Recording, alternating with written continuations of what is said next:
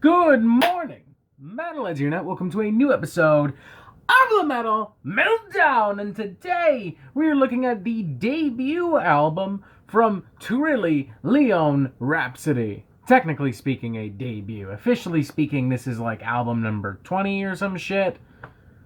I don't know. It's kind of confusing because this is yet another new incarnation of Italian symphonic power metal band Rhapsody, which has existed in several forms over the years. Originally known as simply Rhapsody, eventually they changed their names to Rhapsody of Fire. Then they had a split in like 2010, 2011. That's where guitarist Luca Turilli had his own version of Rhapsody, and then Fabio Lione continued with Rhapsody of Fire. And then all these different versions kind of came together for a 20th anniversary tour, and some of these guys announced their retirements. But now Rhapsody of Fire is continuing with a brand new lineup, like literally a brand new lineup. I think the keyboardist is the only one that's actually still an original member. And now Fabio and Luca are back together with this version of Rhapsody.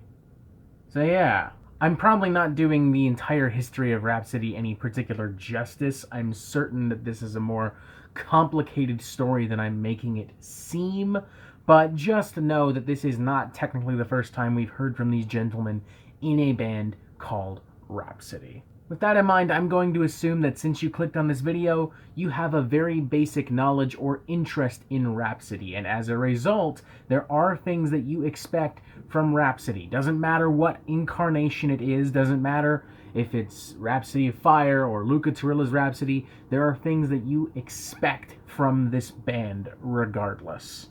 And the good news for you is that all of those expectations are met. Rhapsody is an infamously over-the-top and bombastic band indulging in fantasy tropes and wild instrumentation and symphonic flourishes, and all of that is represented here. Like I said, for you, that's good news. For me, not so much, because I've never quite been sold on this super over-the-top and flamboyant side of power metal. Power metal in general is frankly pretty difficult for me to get into. I find it often pretty cheesy and hokey and even cringeworthy in its most insane moments. Luckily for me, I think Rhapsody to some extent is actually aware of this, and maybe even themselves are a little bit tired of the tried and true Rhapsody formula, because in many ways this is actually one of the most experimental and progressive records that any version of this band has ever put out. It's not drastically different, mind you. The core elements are still there, and even on surface level it's pretty similar.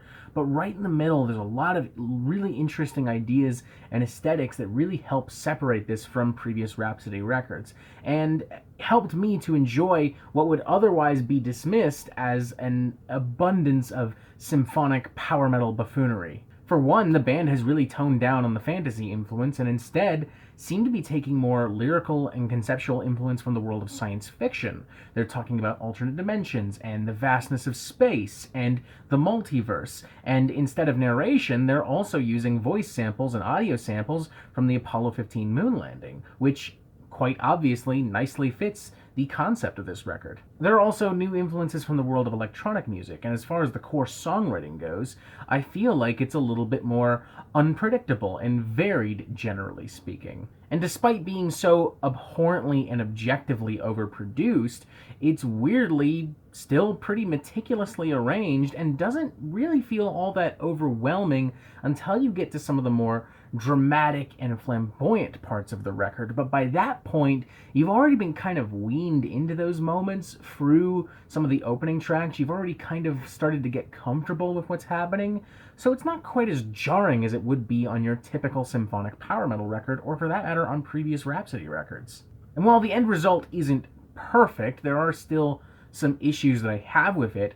I won't deny that I genuinely enjoyed myself, probably more so on here than I have with any other Rhapsody album in the last 10 years. I know to some of you that doesn't mean a whole lot, since I have openly admitted several times I don't really like this genre, and I don't really review a lot of power metal in general, but nonetheless, it's something I gotta put out there and I gotta be transparent about. I legitimately really enjoyed this album despite my biases, despite my issues. And I like it right from the get-go too. The first couple tracks on here are incredibly solid, particularly second track DNA, Demon and Angel, which has an absolutely fantastic duet between Fabio Lione and the vocalist from Amaranth. These two just kill it, man, and they deliver some of the strongest hooks and the best vocal performances on the entire record. It's so good that even if the rest of the song around them was fucking garbage, I'd still want to come back to this song. Although for the record, the song around it is also really interesting and does a really great job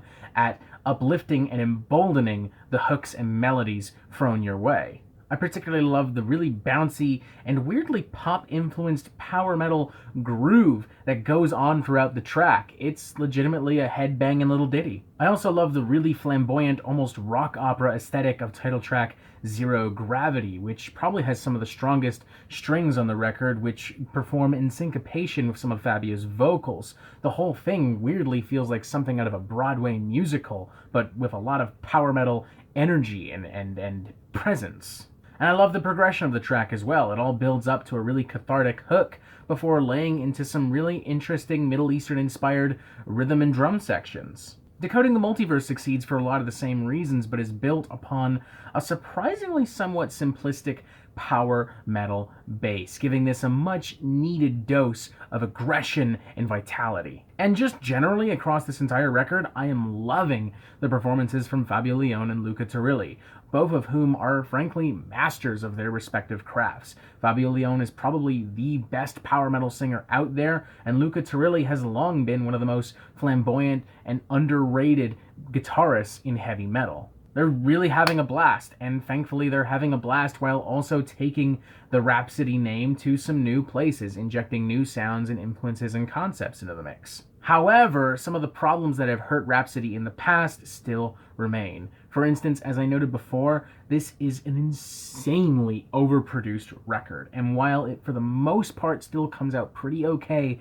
there are moments where everything still feels a little overwhelming, a little bloated, and some instrumentals are just blurred out of the mix because they're drowned out by a fucking synth, or a wild guitar solo, or a choir. Because of this, the album also loses a bit of its steam near the end of the record. I mean, the whole thing is 60 minutes long, and it throws a lot at you in that time. This was frankly inevitable. The only way you could have prevented this would be to chop up the album into 2 parts, which itself might also be a little silly to some power metal fans, because I'm sure they would question why Rhapsody would put out 2 albums at 30 minutes long. I can see it already. And then there's the electronic influences, which I just don't think are really well implemented. I like why they're here. I understand why they're here to support the concept and the sci-fi aesthetic of this record. But just as far as the musical execution, I don't think it's very well done. I think they're glaring and obnoxious and cheesy, and I was rolling my eyes at some of the synth and electronic parts in this album. When I sit down and really do the math, it comes down to about a 3 out of 5, which I think is the most positive I've been towards any version of Rhapsody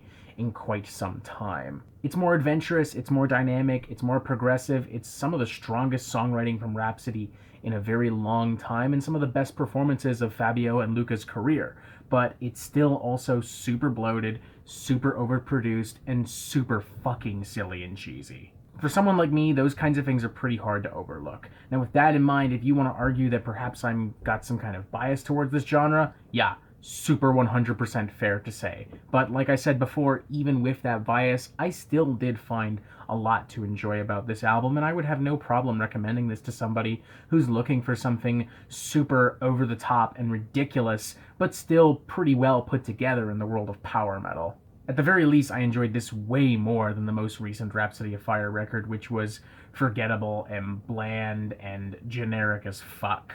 Whereas this has so much character and electricity in it. I gotta be honest, I even am curious to see where Turilli and Lione Rhapsody go in the future with some of these concepts and seeing how they expand and refine their sound. So 3 out of 5. We haven't exactly reached power metal perfection. This definitely isn't going to be for everyone, but I think if you approach it with patience and an open mind and maybe a little bit of beer, not gonna lie, you will enjoy yourself. And that is it for the Metal Meltdown. I'm not an expert, nor do I claim to be, so what do you think? Do you like this record? Do you not like this record? And what do you want to hear from me next? Thank you for watching. Make sure you press subscribe so you get updates on the Metal Meltdown fucking immediately, and you have yourself a fantastic fucking day.